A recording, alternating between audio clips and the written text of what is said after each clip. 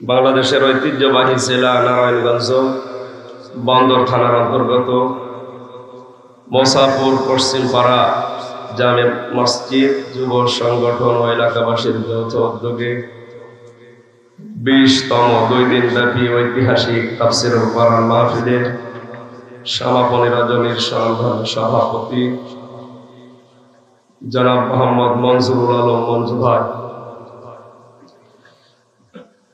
মাহফিলের প্রধান অতিথি শাইখুল মাশায়েখ মোসাফর ইউনিয়ন পরিষদের মাননীয় চেয়ারম্যান আমার আরাফাতের ভাই হাজী মোহাম্মদ মাকসুদ হোসেন, বিশেষ অতিথি আলহাজ শহীদুল ইসলাম শহীদ ভাই, অন্যান্য অতিথিবৃন্দ। অনেকগুলো মানুষের নাম দেখতে পাচ্ছি, একটা একটা করে যদি নাম বলে আর দোয়া করি এমনিতে অনেক রাত হয়ে গেছে। আর আমার শরীর এবং কণ্ঠের যে অবস্থা, দোয়া করতে করতে দেখা যাচ্ছে কণ্ঠ বসে গেল। এই জন্য একবার দোয়া করে দিলাম, ওরা ফাঁকা না রাখা জিক্র। এই সম্মান মর্যাদা আমরা শুধু দুনিয়ায় চাই না, এটা যেন আখিরাতেও থাকে। সেই রকম কাজকর্ম করার তৌফিক আল্লাহ তাদের দান করুন, বলেন আমিন। এখানে এতক্ষণ পর্যন্ত যারা কথা বললেন কোরআন এবং হাদিস থেকে, বিশিষ্ট ইসলামিক চিন্তাবিদ মুফাসসিরে কোরআন, আমি যাদেরকে ভালোবাসি আল্লাহর জন্য তার ভেতরে অন্যতম মাওলানা এম হাসিবুর রহমান হাসিব সিলেট, আতালাল্লাহু উমরাহু ওয়া বারাকাল্লাহু ফি হায়াতি, বলেন আমিন। কথা রেখেছেন মুফতি মাওলানা মাসুম বিল্লাহ ইবনে নাঈম, কথা রাখার কথা ছিল যাদের মাওলানা হুসাইন আহমেদ মাহফুজ, মাওলানা ফায়জুল্লাহ হাবিবি। আল্লাহ আলেমদের কথাগুলো বাস্তবে আমল করার তৌফিক দিন, আমিন। এ মাহফিল করতে গিয়েছে যুবকরা শ্রম দিয়েছে, যুবকদের যে মা পেটে নিয়েছেন আল্লাহ যেন খাদিজাতুল কুবরার মতো কবুল করেন, আমিন। মঞ্চে বসা ওলামায়ে কেরাম, সামনে বসা মুসলমান ভাইরা, পর্দার আড়ালের সম্মানিতা মা এবং বোনেরা, প্রশাসনের ভাইরা, প্রাণপ্রিয় নারায়ণগঞ্জবাসী, আমরা আলেমদের সম্মান কামনা করেছি। কাদের জবাব দেন, কাদের? একটা ক্লাস চলছে, আমরা দুইজনই এখানে বিশ্ববিদ্যালয় থেকে পাশ করা। আমাদের ক্লাসগুলো যখন স্যারেরা নেয় সর্বোচ্চ 45 মিনিট, 45 মিনিট হয়ে গেলে আর একটা ঘন্টা হয়, এরপরে নতুন স্যার এসে এই স্যার চলে যায়। আপনাদের কি মনে হয় স্যারদের যোগ্যতা নেই এই জন্য 45 মিনিট ক্লাস শেষ? হ্যাঁ, বিশ্ববিদ্যালয়ে যারা স্যার হয়, বিভিন্ন দেশ থেকে যারা ডক্টরেট করে আসে, বিশেষ করে আমার ভার্সিটির ডক্টর লোকমান স্যার, আমার মনে হয় উনি যদি কোনো শব্দ নিয়ে গবেষণামূলক ভাবে ক্লাস নেয় 45 মিনিট না 45 ঘন্টা গেলেও বুঝবেন না যে আসলে ক্লাস হচ্ছে। সময় যে কখন চলে যায় কিছু টের পাওয়া যায় না, এত জ্ঞান আল্লাহ তাকে দিয়েছে। ডক্টর হিজবুল্লাহ, এই মানুষগুলো কি সর্বোচ্চ 45 মিনিটের উপরে ক্লাস নিতে দেয় না কেন? কারণ মানুষের এই মেধা, এই কথা ধরার একটা লিমিট আছে। মানে প্রায় 1 ঘন্টা 15-20 মিনিট কথা বললেন, আমারও হয়তো ঘন্টা খানিক বলা লাগবে যদি শরীর সাপোর্ট করে। জানেন ভেতরে যে 3 বছর ছিলাম, কি খেয়েছি না খেয়েছি আল্লাহ জানে, আর ওরা জানে। ভেতরে সবচাইতে ঝামেলা আছে খাবার। আমরা ছিলাম যেহেতু হাই সিকিউরিটিতে, বাইরের খাবার ঢুকতে দেয় না। আর রোগ শোক হলে সব রোগের এক ঔষধ, যে রোগের কথাই বলে প্যারাসিটামল নাই না পাওয়া। 3 বছরে এই দিয়ে দিয়ে ভেতরের কল কবজা সব নষ্ট করে ফেলেছে। এখন স্বাভাবিক হতে সময় লাগছে, কিন্তু আপনারা তো ছাড়েন না। আমি মনে করলাম আরো কিছুদিন পরে শুরু করি, না আশা লাগবে। এই যে এসে আমার এখন শরীর চলছে। এমনি তো আমি তো আর মাওলানা মামুনুল হকের মতো এরকম সিংহ পুরুষ না, আমার শরীরই চলে না। অন্তত দাঁড়িয়ে দোয়া চাচ্ছে, একদিকে আমি মুসাফির, আর একদিকে অসুস্থ, আর একদিকে আমি মজলুম। এখন আমি যেখানে যাই তাই সেখানে কিরামান কাতিবিন আগে হাজির হয়ে যায়। এখানে কত আছে আল্লাহ জানে। জিবরাইল মিকাইল তো বিভিন্ন কায়দায় হুজুর এই বলবেন এটা বলবেন না এটা বলবেন না আছে। আমরা কোরআন যখন সামনে নিয়ে পড়ি তখন আর কি বলবো না বলবো আপনার কথা মনে থাকে না, মনে হয় আমাদের রবের কথা। এই জন্য আমরা কোরআন যখন সামনে নিয়েছি, আজকের আলোচনার বিষয় হচ্ছে ইব্রাহিম আলাইহিস সালামের জীবনের 50টা পরীক্ষা আমাদের জীবনের সাথে জাতির পিতার সন্তান হিসাবে আমরা মিলাবো। আমাদের জাতির পিতা যিনি, আল্লাহ ঘোষণা দিয়েছেন যার নাম মিল্লাতা আবিকুম ইব্রাহিম ওয়া সাম্মাকুমুল মুসলিমিন, তিনি তোমাদের জাতির পিতা আর তিনি তোমাদের নাম মুসলিম রেখেছেন। হওয়ার ফাইল দুইটা, হয় আল্লাহ তাআলা না ইব্রাহিম নবী। আমাদের বাবা আমাদের নাম রাখেনি। আয়াত থেকে প্রমাণ হয় সন্তানের উপরে যতগুলো দায়িত্ব আছে বাবার, তার অন্যতম হচ্ছে সন্তানের নাম রাখা, তা অর্থবোধ। আমাদের নাম মুসলিম, আমরা কি মুসলিম মানে আত্মসমর্পণকারী। আমাদের বাবা যেমন আত্মসমর্পণ করেছিল, ইদ ক্বালা লাহু রাব্বুহু আসলিম ক্বালা আসলামতু লিরাব্বিল আলামিন। আল্লাহ যখনই বললেন আত্মসমর্পণ করো, গাছের ডালে বসে কোড়াল দিয়ে কাঠ কাটছিলেন, আল্লাহ বলেন আত্মসমর্পণ করো। তিনি বলেন আমি এখানে কি করে করবো? আল্লাহ বলেন খাতনা করো। ওখানে বসে খাতনা করে বলেছিলেন ক্বালা আসলামতু লিরাব্বিল আলামিন, আমি মহান বিশ্বের প্রভু তার কাছে মাথা নত করে সারেন্ডার করে ফেললাম। আমরা সন্তান হিসাবে যেন এভাবে জীবন চালাতে পারি, আমিন। কোরআনে কারীম উপস্থাপন করার কিছু ধরন আছে। এটা তো আর মমতাজের কনসার্ট না যে একটা দেহ দুলিয়ে দিলাম,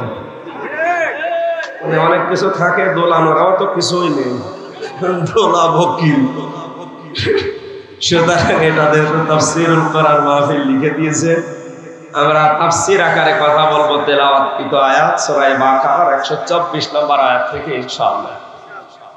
কিভাবে উপস্থাপন করা লাগে আল্লাহ শিখিয়েছে, খুব মনোযোগ সহকারে শুনবেন। কোরআনের কোন শব্দ বোঝার জন্য যদি কেউ 1 ঘন্টা চেষ্টা করে, নবীজি বলেন ও যদি নাও বোঝে তাও 500 রাকাত নফল নামাজের সওয়াব হয়।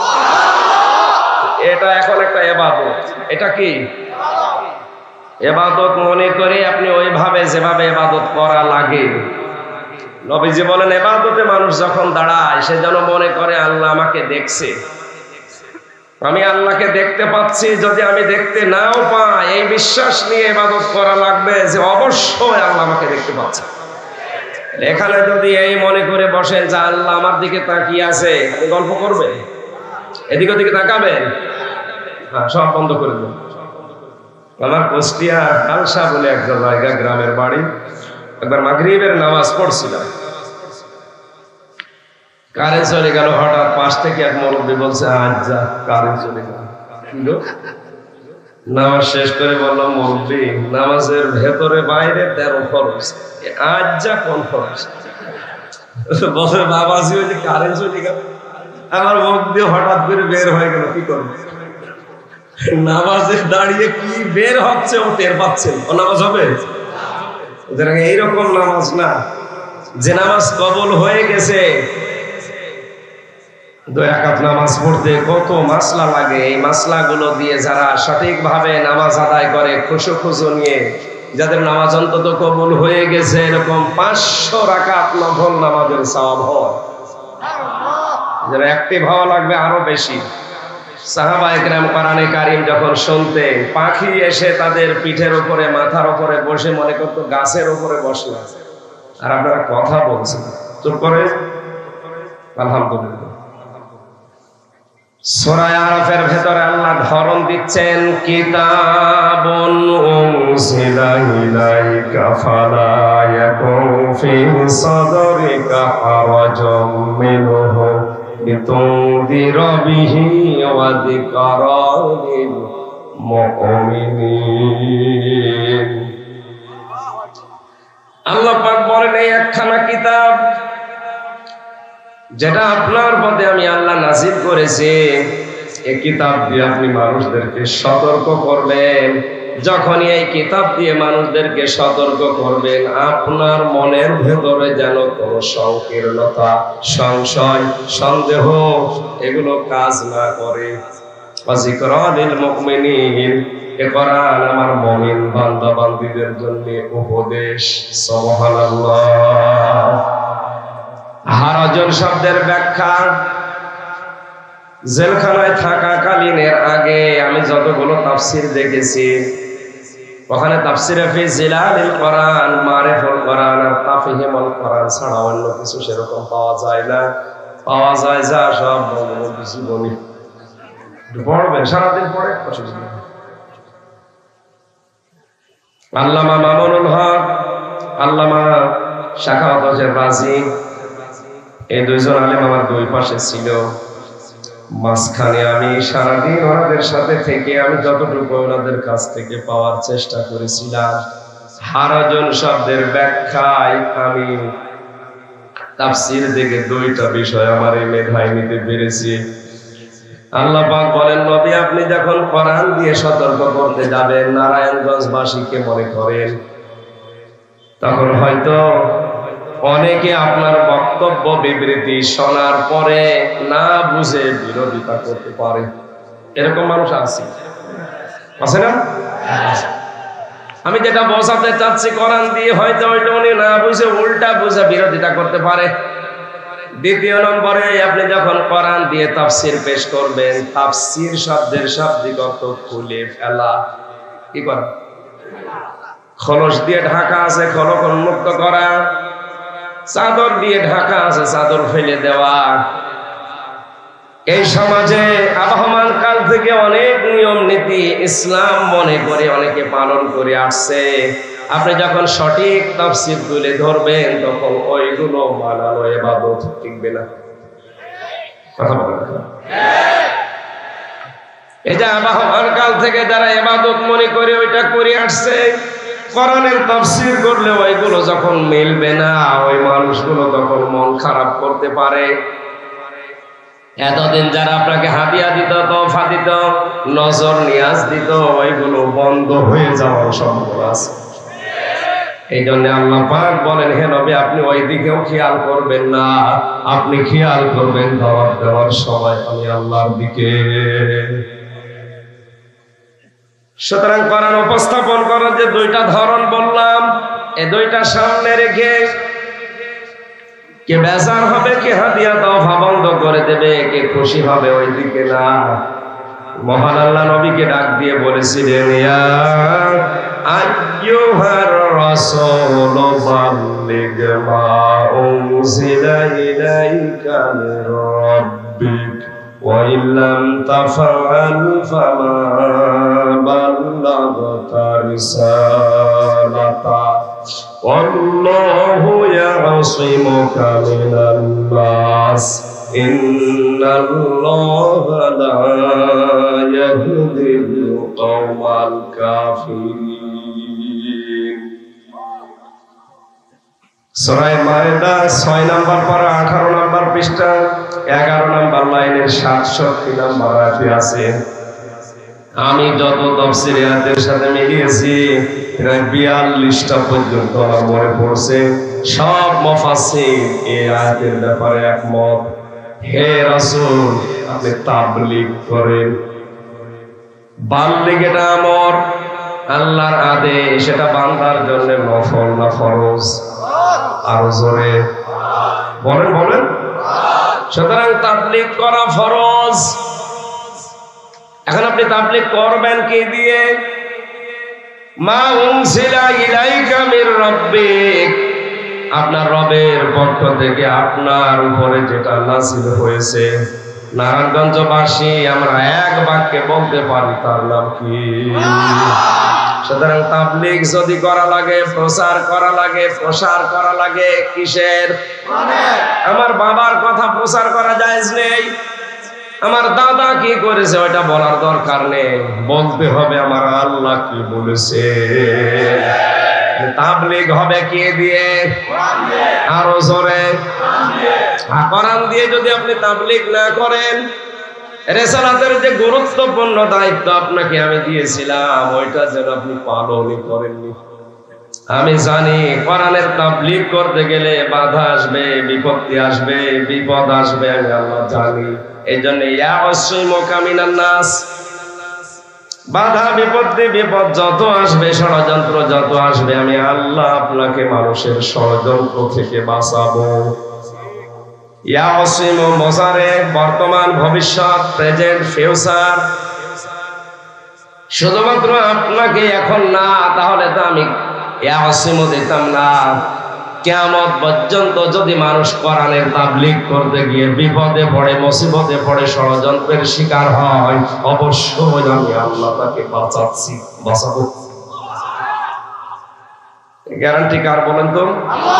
ইন্নাল্লাহা লা ইয়াহদিল কওমাল কাফিরিন। কোন কাফেরকে আমি আল্লাহ পথ দেখাই না। নারায়ণগঞ্জবাসী খুব খেয়াল করেন, ইহাদের ব্যাখ্যায় আমি হাদিস পেয়েছি, বিশ্বনবী জানিয়েছেন বাল্লিগু আন্নি ওয়ালাউ আয়া। কোরআনের ভাষা ছিল বাল্লিগ, আর নবীর ভাষা বহুবচন বাল্লিগু। তোমরা সবাই মিলে প্রচার করো, আন্নি আমার পক্ষ থেকে, ওয়ালাউ আয়া যদি একটা আয়াত জানা থাকে। নবীর এই আদেশটা উম্মতের জন্য নফল না ফরজ? বলেন বলেন। আল্লাহর আদেশ যেমন ফরজ, রাসূলের আদেশ আমাদের জন্য উম্মত হিসাবে মেনে নেওয়া ফরজ। কারণ শরীয়তের দলিল শুধু আল্লাহই দেননি, বিধিবিধান বিশ্ব নবীকে আল্লাহ সারে শরীয়ত নেতা বানিয়েছিলেন। এজন্য শুধু এখানে আমি একা নেই, যত মানুষ নবীর উম্মত দাবি করবে তারা এই বাল্লিগু এর ভেতরে আছে। এ কারণে সবার জন্য দায়িত্ব হয়ে পড়েছে একটা কথা জানা থাকবে, প্রচার করা লাগবে। কথা বলেন না কেন? আমার যতটুকু আয়ত্ত আছে, আমার যতটুকু জানা আছে, ওইটাই প্রচার করা নামাজের মতো, রোজার মতো, পর্দার মতো ফরজ। আমি নামাজ যেমন ফরজ মনে করে পড়ি, রোজা যেমন ফরজ মনে করে রাখি, কোরআনের কোন বিষয় আমার জানা থাকলে ওইটা প্রচার করা, প্রসার করা ঠিক ওই রকম মনে করা ফরজ। আজ অনেকে আমরা জানি না কোরআন শরীফ, অনেকে এই ধারণা করে বসে আছে যে জানার নাম ইসলাম না, মানার নাম ইসলাম। এটা শয়তানি কথা বলছেন। আপনি যদি না জানেন তো কি মানবেন?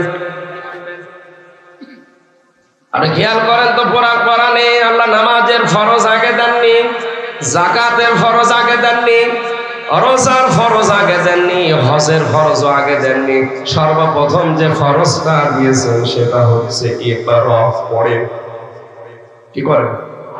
আপনি না পড়লে কিভাবে জানবেন?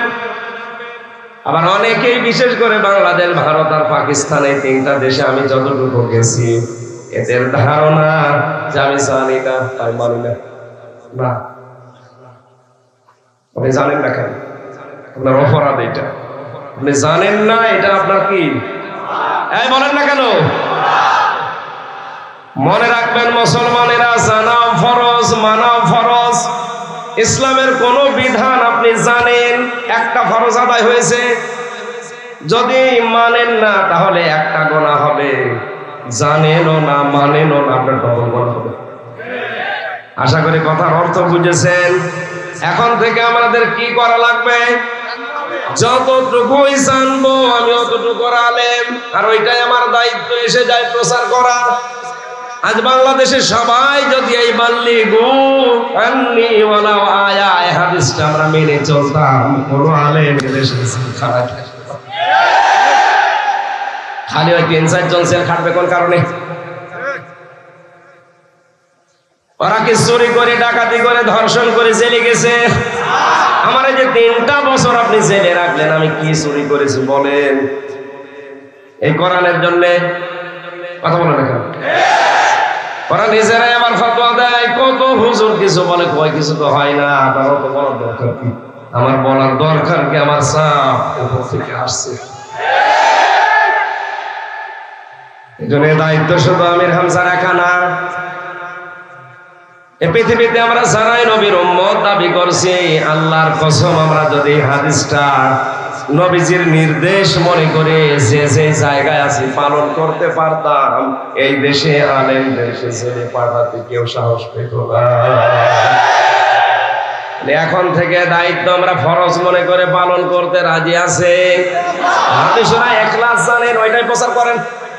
আপনি যদি জানেন কুল হুয়াল্লাহু আহাদ, আল্লাহ এক, এটাই প্রচার করেন। এটা কি ফরজ? বলেন বলেন। আলেমদের সম্মান প্রথমে আমি এমনিতেই কামনা করি নাই। কোরআনে কারীম জানিয়েছে ইন্নামা ইয়াখশাল্লাহা মিন ইবাদিহিল উলামা। সূরা ফাতির 22 নম্বর পারার 16 নম্বর পৃষ্ঠা 13 নম্বর লাইনের 28 নম্বর আয়াতটা আল্লাহ পাক বলেন পৃথিবীতে যত বান্দা বান্দি আছে এর ভেতরে আলেম যারা, আমি আল্লাহকে সবচেয়ে বেশি ভয় করে। যেদিন এদের সম্মান আমি কামনা করলাম, এখন এই আলেম কারা? আলেম কারা এই কথা আমির হামজা বলবে, কথা বলবেন। আমরা অনেকেই মনে করি না মেয়ের আগে মাওলানা মুফতি হাফেজ লিখা থাকলে এটা আলেম না। আলেম কারা? ওমান আযলামু মিম্মান কাতাবা শাহাদাতান ইনদাহু মিনাল্লাহ। সূরা বাকারা প্রথম নাম্বার পারার 20 নম্বর পৃষ্ঠা 13 নম্বর লাইনের 140 নম্বর আয়াতের মাঝে অংশে আছে আল্লাহ বলেন তোমরা আলেম মনে করো। আযলাম ইসমে তাফজিল, আমি আল্লাহর ভাষায় সবচাইতে বড় জালেম ওইটা যার কাছে কোরআনের জ্ঞান থাকার পরেও তারা গোপন করে রাখে। আর এই আলেম দিন দিন এখন বাড়তেছে।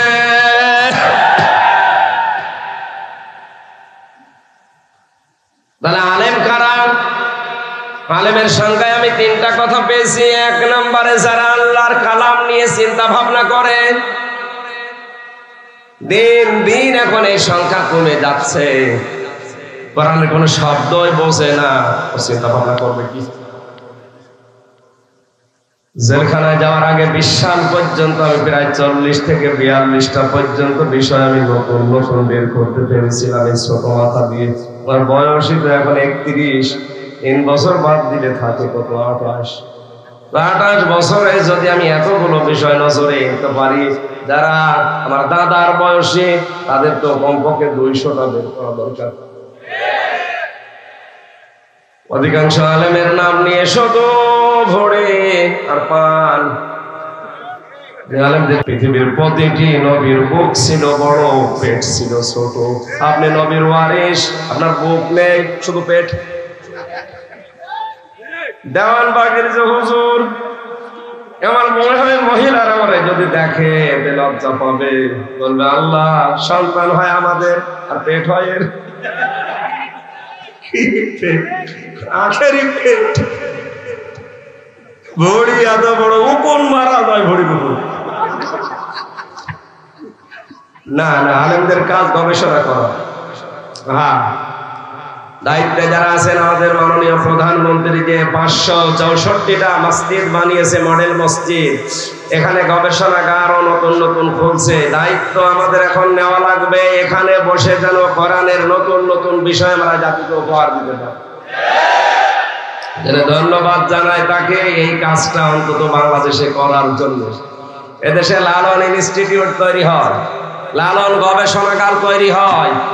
আমার বাড়ি লালনের পাশে, আমি দেখেছি কত মন গাঁজা খেয়েছে এই নিয়ে গবেষণা। ওখানে আপনি যেয়ে দেখবেন মন মন গাঁজা পাওয়া যায়। সারা দেশ থেকে মানুষ যায়, ভক্ত যারা আসে, কেন যারা কি করে, যে পুলিশ পাহারা দেয় বলে গাঁজা খায়। একবার যে দেখি রাত 9টার দিকে একজনকে দুধ খাওয়াচ্ছে, বললো ভাই কি করে? হুজুর আল্লাহর ওলি। আল্লাহর ওলির পোশাক আশাক কই? আমার বলছো যে পোশাক নেই, তাতে কি? মাল যা আছে সব দেখা যাচ্ছে। এ মাল তো সবার আছে, নতুন মাল দেখা।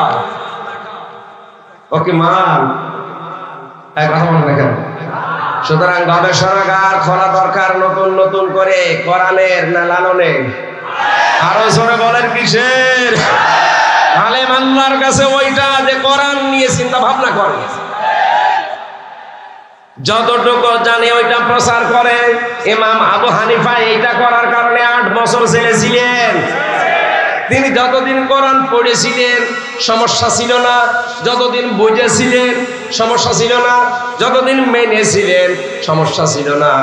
যখনই বলেছেন আমি এটা মানুষকে মানাবো, তখনই তার জেল হয়েছে 8 বছর। ইমাম মালিক রহমতুল্লাহ আলাইহি যতদিন পড়েছেন, বুঝেছেন, মেনেছেন, তার অবস্থা খারাপ ছিল না। যখনই বলেছেন এটা আমি মানুষকে মানাবো, তখনই তার রিমান্ড হয়েছে 42 দিন। আল্লামা শফি রহমতুল্লাহ আলাইহি, আহমেদ শফি, যার নাম আমরা তেতুল হুজুর দিয়ে দিয়েছি, তিনিও যতদিন পর্যন্ত কোরআন পড়িয়েছিলেন, বুঝেছিলেন, মেনেছিলেন, সমস্যা ছিল না। যেই বলেছে না কোরআনের নির্দেশ, আল্লাযীনা ইউযুনা রাসূলাল্লাহি লাহুম আযাবুন আলীম, যারা রাসূলকে কষ্ট দেয় বা দিচ্ছে, দেবে, তাদের জন্য যন্ত্রণাদায়ক শাস্তির ব্যবস্থা করবে কে?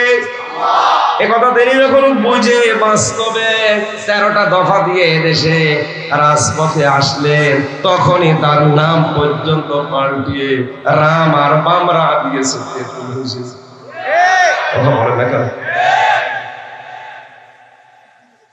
এখানে আমাদের উচিত, আমরা যদি আলেম হিসাবে আল্লাহর কাছে পরিগণিত হতে চাই, অবশ্যই আমাদেরকে বাল্লিগু এই হাদিসটা খেয়াল করা লাগবে। 3 নম্বরে, আল্লাহ অসন্তুষ্ট হয় এমন কোন কাজ আমাদের দ্বারা যেন প্রকাশ না পায়। আল্লাহ এই আলেমদের সম্মান মর্যাদা দুনিয়া আখিরাতে আরো বাড়িয়ে দেন। কোরআন উপস্থাপন করার ধরন সহ কোরআনে কারিমের সূরা হযরত ইব্রাহিম নবীর জীবনের 50টা পরীক্ষা সামনে নিয়ে যে আশা নিয়ে আমি বসেছি, শরীর যদি সাপোর্ট করে, গলা যদি সাপোর্ট করে, আমরা চেষ্টা চালাবো। দরুদ আর সালাম পড়ে কোরআনের আয়াতে আমরা প্রবেশ করছি। জবান খুলে কোরআনের আয়াতটা 10টা করে নেকি হবে, অক্ষরে অক্ষরে, এই নিয়তে পড়েন।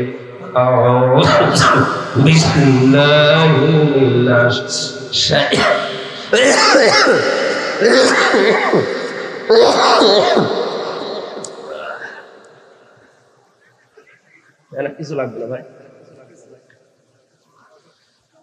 অন্তত যে কায়দায় পড়লেন, শয়তান আশপাশ থাকলে যাবে তো।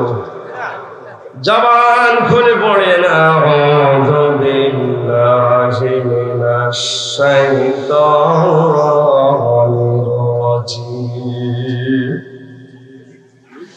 বিসমিল্লাহির রহমানির রহিম।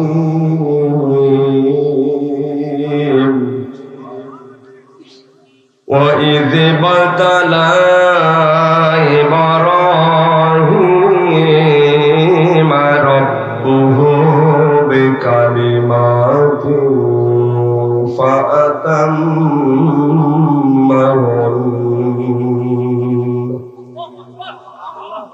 قَالَ إِنِّي جَاعِلُكَ لِلنَّاسِ إِمَامًا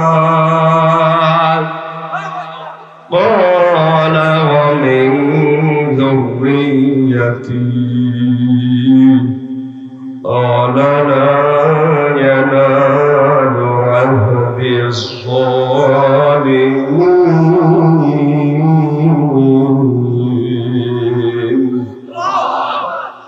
صدقت يا ربنا هراق সত্য বলেছে। সূরা বাকারা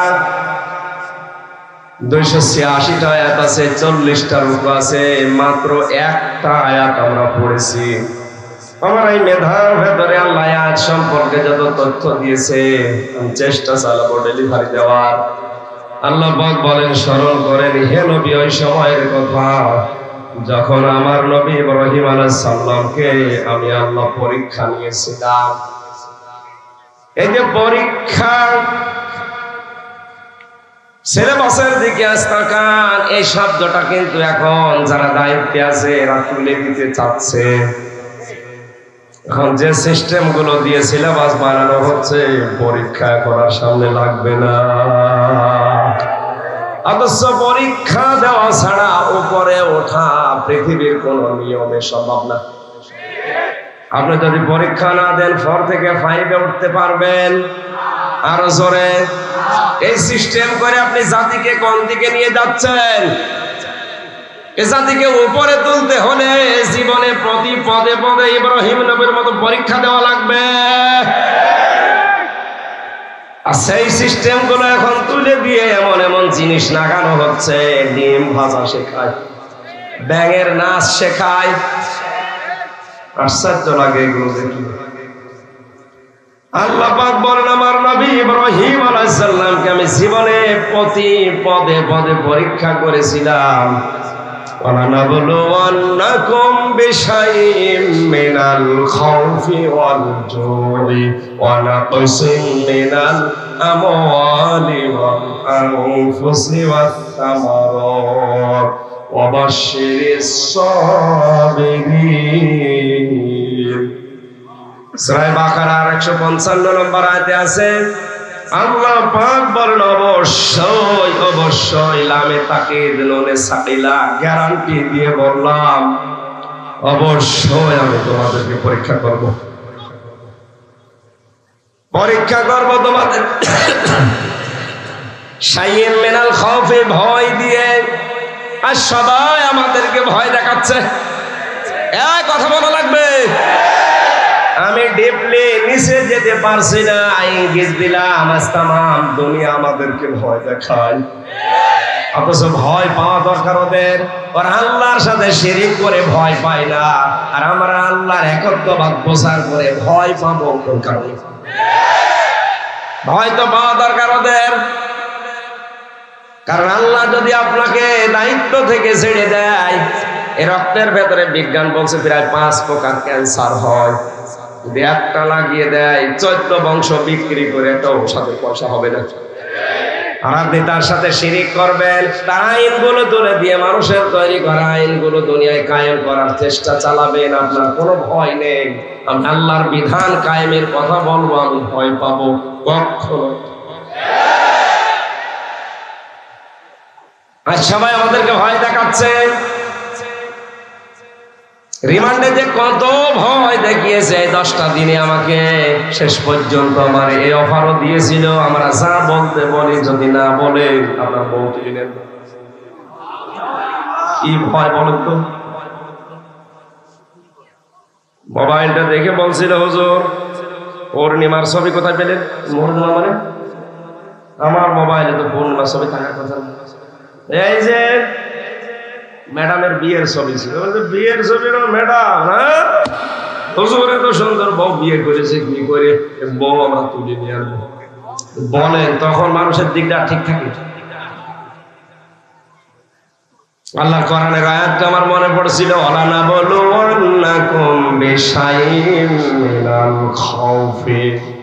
অবশ্যই আমি আল্লাহ তোমাদেরকে কিছু কিছু ভয় দিয়ে পরীক্ষা করব। আমার পরীক্ষা প্রথমে শুরু হয়ে গিয়েছিল খোদা দিয়ে। খোদা যে কত প্রকার, কি কি এই 3 বছরে আমি কিছু না হলে কিছু টের পেয়েছি। শুধু মুড়ি খেয়েও থাকা গিয়েছে। খোদা দিয়ে পরীক্ষা করব তোমাদেরকে। অবশ্যই আমি আল্লাহ তোমাদের জান মালের ক্ষতি দিয়ে, ফল ফলাদি ফসলাদি সন্তানের ক্ষতি করে অবশ্যই পরীক্ষা করব। যদি কেউ টিকে থাকতে পারে এই পরীক্ষায়, আল্লাহ পাক বলেন, অবশ্যই সাবিরিন, হে নবী আপনি এই ধৈর্যশীল মানুষদের সুসংবাদ দেন। আরে ভাই, আল্লাহর সাহায্য দেখতে হলে তো পরীক্ষার সম্মুখীন হওয়া লাগবে, নয়তো আপনি সাহায্য পাবেন কি করে? আজ আমরা পরীক্ষায় ভয় পাই, এজন্য সিলেবাস থেকে পরীক্ষায় তুলে দিচ্ছি। ডিম ভাজা শিখে আমি কি পরীক্ষা দেবো? এক কথা বলে দেখান। হযরত ইব্রাহিমকে আল্লাহ জীবনের প্রতি পদে পদে কি নিয়েছিলেন?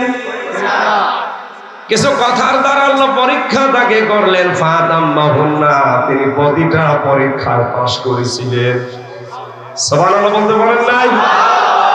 আমাদের জাতির পিতা, তিনি পরীক্ষা দিয়ে মাস করার পরে আল্লাহ ঘোষণা দিলেন, ক্বালা ইন্নী জাইলুকা লিন-নাসি ইমামা। হে নবী ইব্রাহিম, পুরা জাতির লোকের জন্য, তামাম দুনিয়ায় যত মানুষ আসবে সবার জন্য আমি তোমাকে নেতা বানিয়ে দিলাম। লিল মুসলিমিনা ইমামা দাইনি, লিন নাসি ইমামা, মানুষ পদবাচ্যে যারা বিবেচিত দুনিয়ায় সবার জন্য আপনাকে আমি নেতা বানিয়ে দিলাম, আপনি নেতৃত্ব দেবেন। হযরত ইব্রাহিম সঙ্গে সঙ্গে প্রশ্ন করেছিলেন,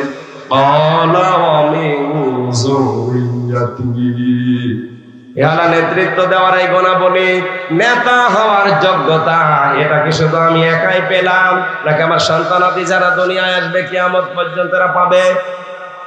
সঙ্গে সঙ্গে আল্লাহ জবাব দিয়েছেন, ক্বালা লা ইয়ানালু আহদিজ যালিমিন। হে ইব্রাহিম, ইয়ানালু এটা মোসারে, বর্তমান ভবিষ্যৎ, প্রেজেন্ট ফিউচার।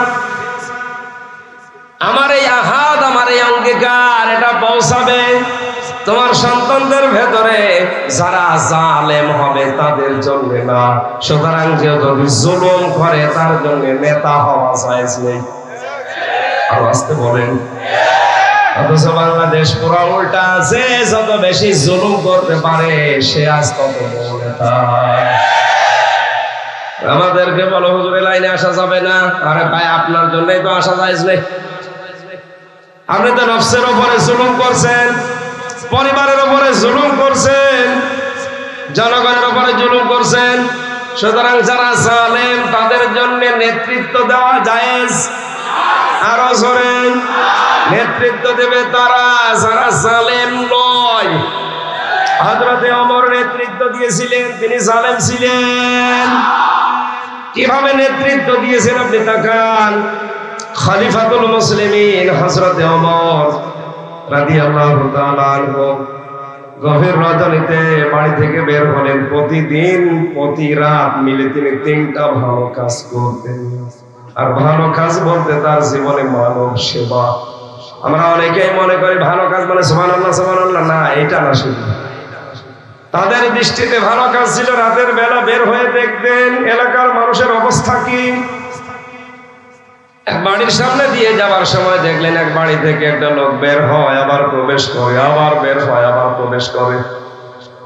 ডাক দিয়ে বলে, বেটা, বারবার বাড়িতে ঢোকো, বের হও, কে তুমি? লোকটা বলে, পথিক, আমি তো বাড়ির মালিক, আপনি কে?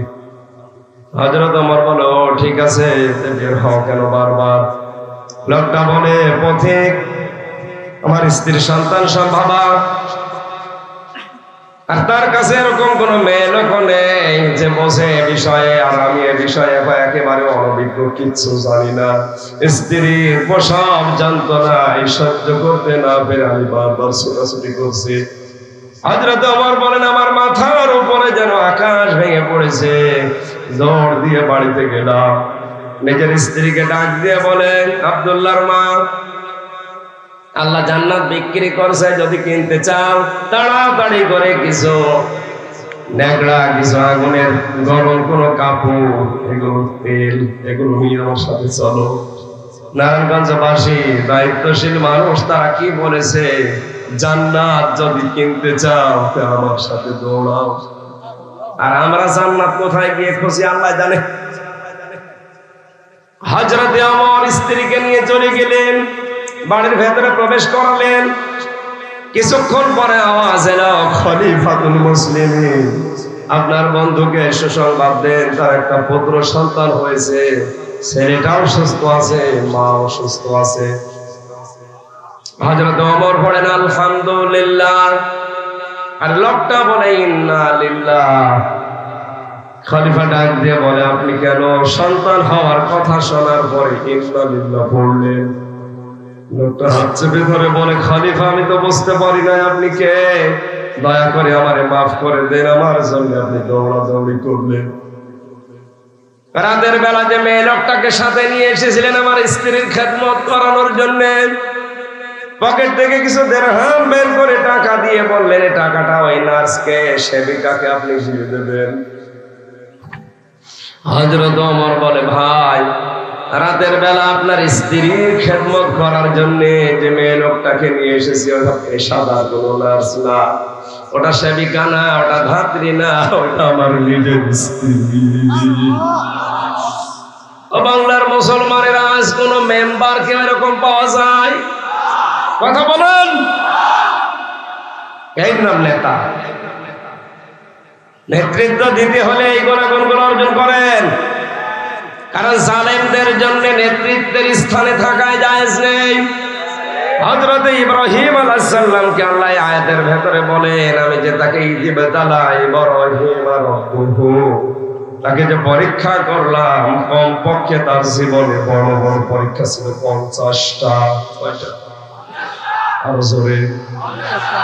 1 নম্বরে আমি তাকে পরীক্ষা করেছিলাম তার ঈমান সম্পর্কে 10টা, দ্বিতীয় নম্বরে তার আমল সম্পর্কে 30টা, 3 নম্বরে তার ফিতরাত বা স্বভাব সম্পর্কে 10টা, সব মিলিয়ে 50টায় তথ্য আছে মারিফুল কোরআনে আর তাফসীরে হাক্কানিতে। আমি দলিলগুলো লিখে এনে বলছি এই কারণে যেন পেতে আপনার সহজ হয়। হযরত ইব্রাহিম নবী আলাইহিস সালামকে আল্লাহ প্রথমেই পরীক্ষা দিয়েছিলেন। তিনি তারকা, চন্দ্র এবং সূর্যের দ্বারা পরীক্ষিত হয়েছিলেন। বিস্তারিত যেহেতু 12টা পর্যন্ত বলার, আমার গলা তো এখন ব্যথা হয়েছে, আমার সাফাটা করবে না শরীরে, এই জন্য তাড়াতাড়ি করে তথ্যগুলো আগে বলি নেই। এরপরে আল্লাহ পরীক্ষা করেছিলেন তার ঘরের যে বাধা ছিল সেখান থেকে উত্তীর্ণ হওয়া। 2 নম্বরে সবচাইতে বড় বাধা হয়েছিল তার কাছে তার বাবা আজর। এরপরে পরীক্ষা করেছিল আল্লাহ তার সমাজের বাধার মাধ্যমে, এরপরে পরীক্ষা করেছিল রাষ্ট্রের বাধার মাধ্যমে, এরপরে আল্লাহ তাকে বনবাস দিয়েছিলেন, এরপরে তাকে হিজরত করিয়েছিলেন। সন্তান জবাই করার যে বিশাল কঠিন অগ্নি পরীক্ষা মানুষের জীবনে, এইটা আল্লাহ তাকে ফেলেছিলেন। সর্বশেষ মহান আল্লাহ আগুনের ভেতরে ফেলার পরীক্ষাও তার জীবনে নিয়েছেন। কাবা শরীফ তার দ্বারা নির্মাণ করিয়েছেন। মহান আল্লাহ তার ফিতরাত বা স্বভাব সম্পর্কে যে 10টা পরীক্ষা নিয়েছে, তাফসীরে হাক্কানি বলছে মাথার ভেতরে 5টা স্বভাব ছিল তার, আর পুরা শরীরের ভেতরে ছিল 5টা। খেয়াল করে শুনুন। 1 নম্বরে তিনি নাকে পানি দিতেন। বিজ্ঞান এখন এই শব্দটা নিয়ে পরীক্ষা করেছে। রাত দিন 24 ঘন্টায় বাতাসের মাধ্যমে যে জারগুলো নাক দিয়ে প্রবেশ করে, এটা যদি মানুষ 5 বার থেকে 6 বার ওযুর মাধ্যমে নাকি পানি দিয়ে এটা পরিষ্কার করে, মহান আল্লাহ তাকে 100টা রোগ থেকে বাঁচিয়ে দেন। দ্বিতীয় নম্বরে তিনি কুলি করতেন। এটা আরো আশ্চর্য, মতের ভেতরে কত জার থাকে, কুলি করা এটা যে কত বড় উপকারী শরীরের জন্য। হযরত ইব্রাহিমের ফিতরাত স্বভাব ছিল এটা। আমাদের জাতির পিতার স্বভাব আজ আমরা এখন ভুলে যাচ্ছে। কুলি করবে, কিছুদিন আগে যে করোনা গেল, হাত দাও কুলি করো, হাত দাও কুলি করো।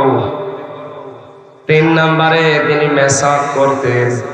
4 নম্বরে তার গোপ আর দাড়ির বিষয় তিনি সতর্ক থাকতেন, কাটার বিষয় নিয়ে। এই মাসলাটা খেয়াল করুন।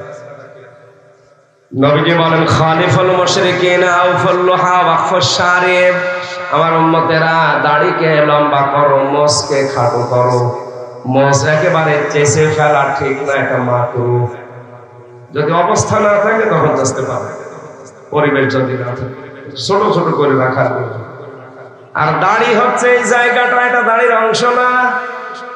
এটা আলেমদের মতভেদ আছে, কেউ যদি না রাখতে চান এই জায়গাটা অসুবিধা নেই। মাওলানা মনসুর ইসলাম আফেন্দি বহু আলেমের সাথে প্রায় 76 জন আলেম আমরা এক জায়গায় ছিলাম। ওনারা বড় বড় হাক্কানি আলেম, ওনারা বলতো যে এই আলেমদের মতভেদ অনুযায়ী এইটা দাড়ির অংশ না, এই যে এইটা যদি রাখতে চান, যদি পুরুষ পুরুষ মনে হয় রাখেন, সৌন্দর্য বৃদ্ধি করার জন্য এটুকু কাটা যায়। দাড়ি হচ্ছে এই শক্ত জায়গাটুকু, কথা বুঝতেছেন? দাড়ি কোনটুকু? এই শক্ত জায়গাটুকু। কিন্তু 1 মুষ্টি রাখা লাগবে। 1 মুষ্টির আগে যদি কেউ কাটে ছাটে হারাম হবে। যদি এর পরে আপনি সৌন্দর্যের জন্য কেটে সেটে বাদ দিয়ে দেন এক মুষ্টির পরে যায় যাচ্ছে, আমার তো মনে হয় কিয়ামতের আগে এক মুষ্টি হবে না। আমার দাড়ি আমার বংশে দাড়ি উঠতে চাইবে। এরপরে তিনি তৈল ব্যবহার করতেন, এটা আজ ফ্যাশনের কারণে অনেকেই বাদ দিয়ে দিচ্ছে। অর্ধেক বয়স আসতে আসতে মাথা হয়ে যাচ্ছে এয়ারপোর্ট,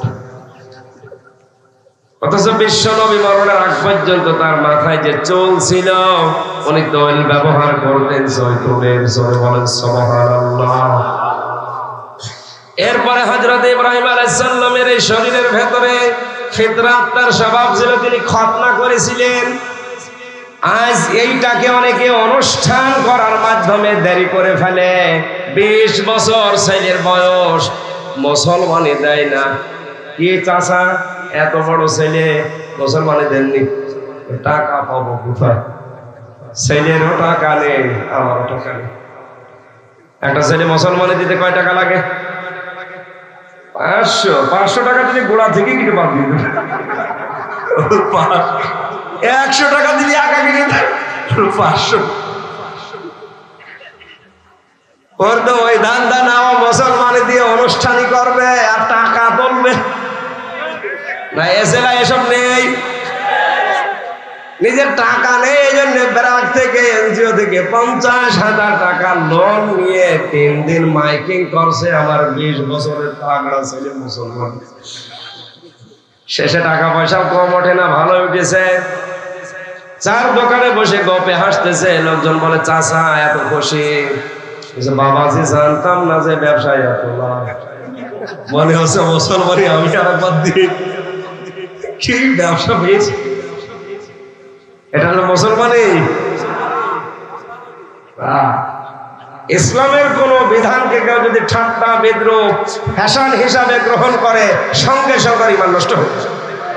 এটা সূরা আরাফ 8 নম্বর পারার 15 নম্বর পৃষ্ঠার 15 নম্বর লাইনে আছে, 51 নম্বর আয়াত। আল্লাযীনা তাখাযু দীনাহুম লাহবা ওয়া লাইবা ওয়া গাররাতুহুমুল হায়াতুদ দুনিয়া। দলিলগুলো লম্বা করে আমি বলতে পারছি না, তাফসীরে যাব তো কষ্ট হচ্ছে আপনাদের। এরপরে নাভির নিচের লোম 40 দিনের আগে পরিষ্কার করাই লাগবে, ঢেলা কলুপ ব্যবহার করা লাগবে, নখ কাটা লাগবে, বগল পরিষ্কার করা লাগবে। হযরত ইব্রাহিম আলাইহিস সালামের এই ফিতরাত সম্পর্কে যে তথ্যগুলো আমি কিছু না কিছু পেয়েছি, এবার আমি ব্যাখ্যায় যাচ্ছি। ঈমান সম্পর্কে তাকে দিয়েছিলেন 10টা পরীক্ষায় তিনি বাধা পেয়েছিলেন। এজন্য ঈমানদারকে আল্লাহ বিনা পরীক্ষায় কিছু দেন না। আলিফ লাম মিম আহসিবান নাসু আন ইয়াতরাকু আইয়াকুলু আমান্না ওয়া হুম লা ইফতানুন। জোরে বলেন আল্লাহু আকবার। আল্লাহ পাক বলেন, মানুষ কি ধারণা করে, মনে করে যে এমনি এমনি তারা ছাড় পেয়ে যাবে, ঈমান এনেছে কথা বললে তাদেরকে ছেড়ে দেব? কখনোই না। অবশ্যই আমি আল্লাহ তাদেরকে পরীক্ষা করব। সুতরাং এই দুনিয়াতে ইসলামের উপরে টিকে থাকতে গিয়ে যার যত বেশি পরীক্ষা আসবে, তার মর্যাদা আল্লাহর কাছে তত বেশি। আজ ঈমানের উপরে টিকে থাকতে গিয়ে হক পথে চলার কারণে যে সমস্ত আলেমগুলো অন্ধপ্রকোষ্ঠে পড়ে আছে, তার একবার সুবহানাল্লাহ আর আমির হামজার 100 বার সুবহানাল্লাহ। এখন যদি বলেন এই তথ্য কোথায় পেয়েছেন? সূরা হজ 17 নম্বর পারা 15 নম্বর পৃষ্ঠা 7 নম্বর লাইনে আছে, 37-38 নম্বর আয়াত। দলিলগুলো লম্বা করতে পারছি না, বাড়িতে শুধু মিলাবেন, মোবাইলে তুলে নেন। আল্লাহ তাআলা বলেন,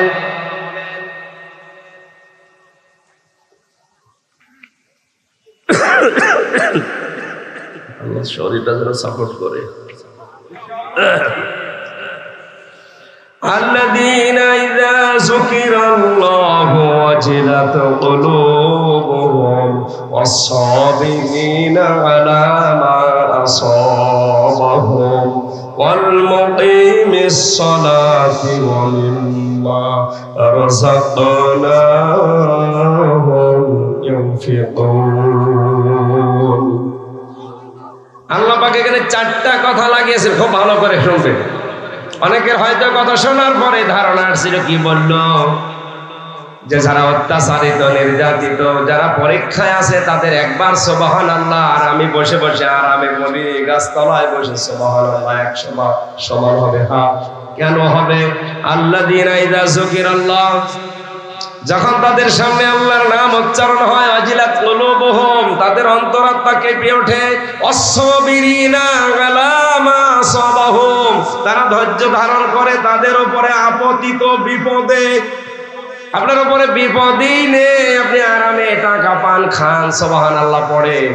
আর যে লোকটা এই সুবহানাল্লাহ পড়ার কারণে অন্ধ প্রকোষ্ঠে 20 বছর পড়ে আছে, তার মর্যাদা আপনার মর্যাদার সমান হবে। কোন পাগলে পুলিশ আজ আব্বাস মাদানি আলসেরিয়ার কারাগারে আজ 32 বছর জেলে। কত চিন্তা করতে পারেন, সে কি জেনাখার? হ্যাঁ, কথা বলে না কেন? মানুষ হত্যা করে গেছে না? এজন্য আমাদের উচিত সবর করা, ধৈর্য ধারণ করা। আমার উপরে আপতিত যে বিপদ আপদ গুলো ইসলামের উপরে টিকে থাকতে গিয়ে আসছে, আমি কখনো নিরাশ না। আমার উপরে বিপদ আসলে আমি আল্লাহর দিকে তাকিয়ে ধৈর্য ধারণ করে আছি, অবশ্যই আল্লাহ এর দ্বারা আমার অবস্থা পাল্টাবে। মুকিমিস সালাতি, যারা নামাজ কায়েম করায়, দাঁড় করায়, ও মিম্মা রাযাকনাহুম ইনফিকুন, যে মানুষগুলো তাদের রিজিক খরচ করে। রিজিক মানে শুধু এই রুটি না, খাবার না, তরকারি না। রিজিক মানে আপনার ক্ষমতা, রিজিক মানে আপনার সন্তান, রিজিক মানে আপনার টাকা পয়সা, আপনার প্রভাব প্রতিপত্তি, আপনার দলীয় ক্ষমতা, যাই বলেন পৃথিবী চলতে গিয়ে সবগুলো রিজিক। এগুলো যারা আল্লাহর জন্য, দিনের জন্য খরচ করে, তাদের মর্যাদা, তাদের যে সম্মান আল্লাহর কাছে। আর আমার জীবনে কোনো পরীক্ষা নেই। 10 তলা একটা বিল্ডিং বানিয়ে রেখেছি, 2 লাখ 2.5 লাখ টাকা প্রতি মাসে ভাড়া পাই, ওইটা তুলি, খাই, 5 তলায় বসে, 8 তলায় বসে, ঘরে বসে আল্লাহ করি। আমার জীবন আর ওই লোকটার জীবন, যে আল্লাহু আকবার বলার কারণে আজ কত বছর বাড়িতে থাকতে পারে না। তার একবার সুবহানাল্লাহ আর আমার 100 বার সুবহানাল্লাহ সমান হবে কি করে? ইব্রাহিম আলাইহিস সালামকে ঈমানের কারণে পরীক্ষা করেছিল কয়টা? 10টা। ঈমানের 10টা।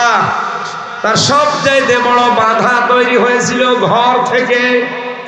আজ আমরা যদি ঈমানের পরীক্ষায় অবতীর্ণ হই, আমাদেরও ঘরের বাধা আসার সম্ভাবনা। আসতে বলেন। 2 নম্বরে তার বাধা ছিল তার বাবার। এ বাবা তার আপন বাবা ছিল, আর আমাদের কাজ ঈমানের উপরে চলতে গিয়ে বাধা হয়ে দাঁড়িয়েছে আমাদের বিভিন্ন নকল বাবারা।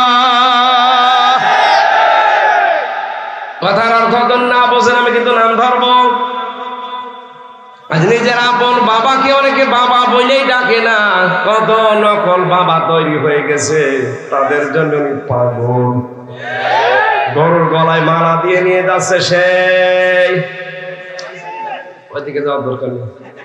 যদি জিজ্ঞাসা করেন কি গো, এ গরু কোথায় নিয়ে যাচ্ছেন, বলে বাবার দরবারে। যেটা দড়ি দলা ধরে নিয়ে যাচ্ছে দড়ি দিয়ে, ওইটা তো গরু। যেটা দড়ি ধরে টানে, ওটা আরেক দড়ি।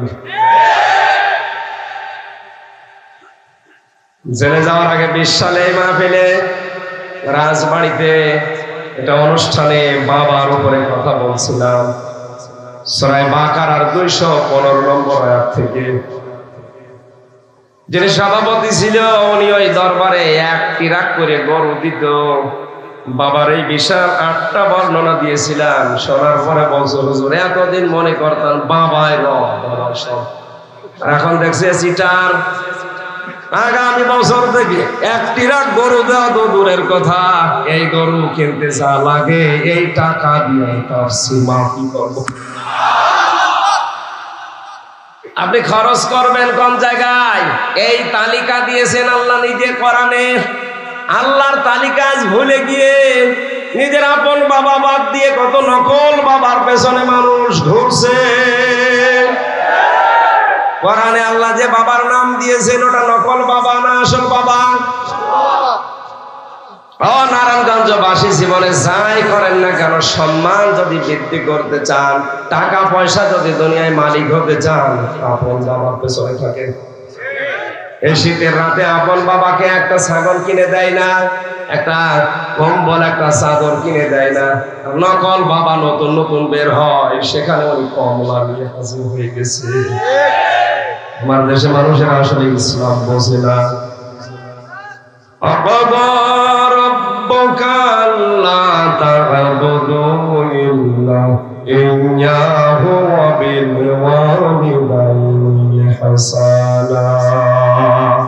আমি আল্লাহ ফয়সালা দিলাম, খেয়াল করেন, আলেমরা বলছে, আলেমদেরকে এখানে একটা তথ্য আছে, এতদিন যেভাবে শুনেছেন ওইভাবে না। আমি আল্লাহ ফয়সালা দিয়ে দিলাম, দুনিয়ার মানুষ যারা আছে শুধু মুসলমানেরা,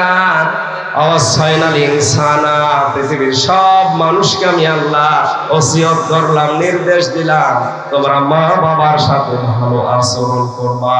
নামাজ পড়া যেমন ফরজ, মা বাবার সাথে ভালো আচরণ করা ফরজ। মা বাবার আইন মানা ফরজ না, আইন মানা ফরজ কার?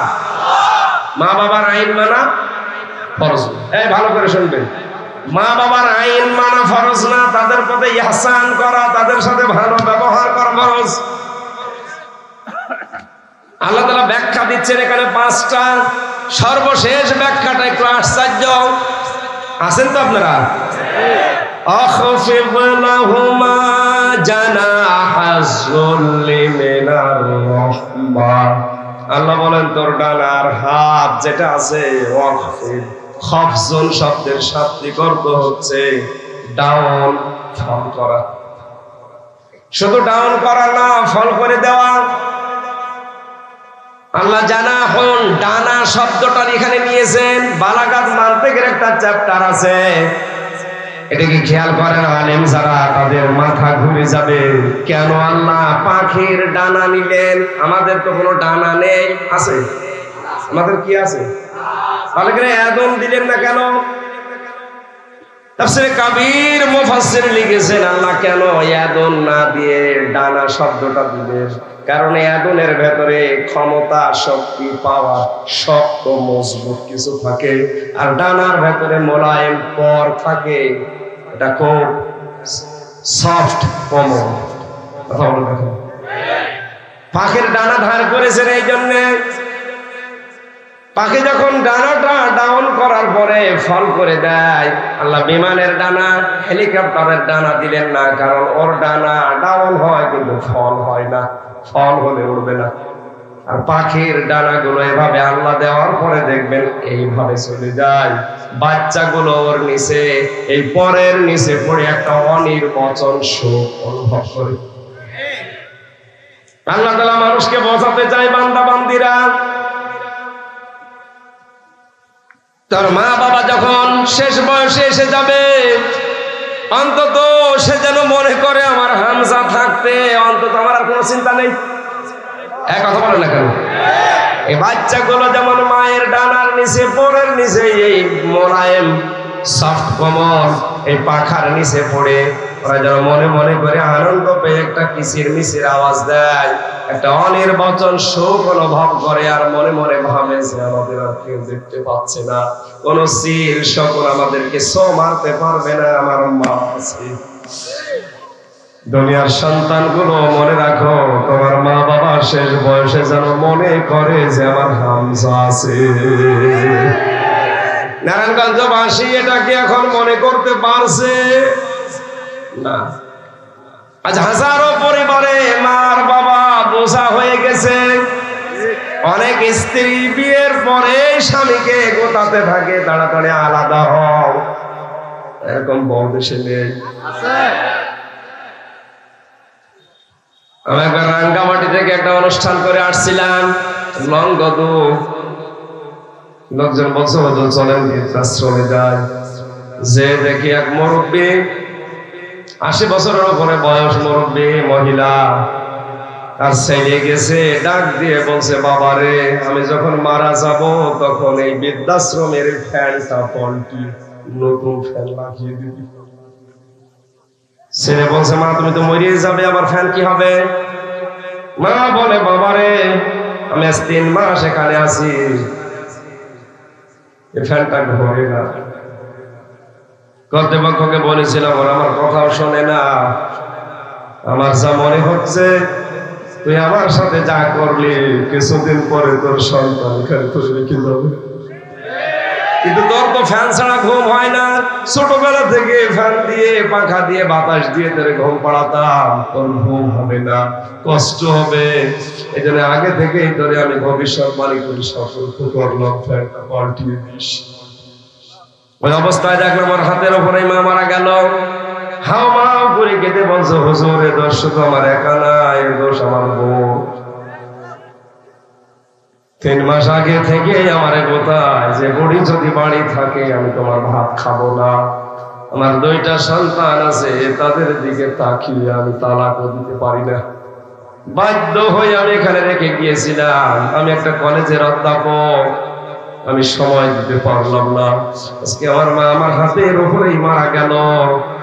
দুনিয়াতে এখন আমার আর নাম ধরে ডাকার মতো কেউ নেই। সেই ছোটবেলায় আমার বাবা মারা গেছে, আমি বহু কষ্ট করে আমার মায়ের কাছে আমি মানুষ হয়েছিলাম, কিন্তু শুধু ওর দিকে তাকিয়ে আমি আজ রাখতে পারলাম না। নারায়ণগঞ্জবাসী শুধুমাত্র কলেজের ওই অধ্যাপক না, এখানে হাজারো মুরব্বী বসে আছে যারা তার পরিবারের কাছে ওইরকমই বলেছে বেটা। ওরা আজ ভাবতে পারছে না যে আমার হামজা থাকতে আমাদের কোনো চিন্তা নেই, আজ ভাবতে পারছে না।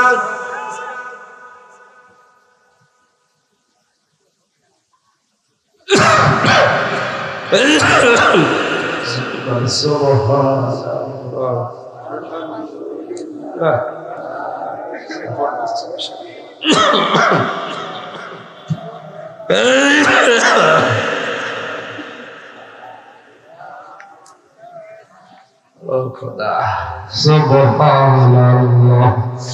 আলহামদুলিল্লাহ।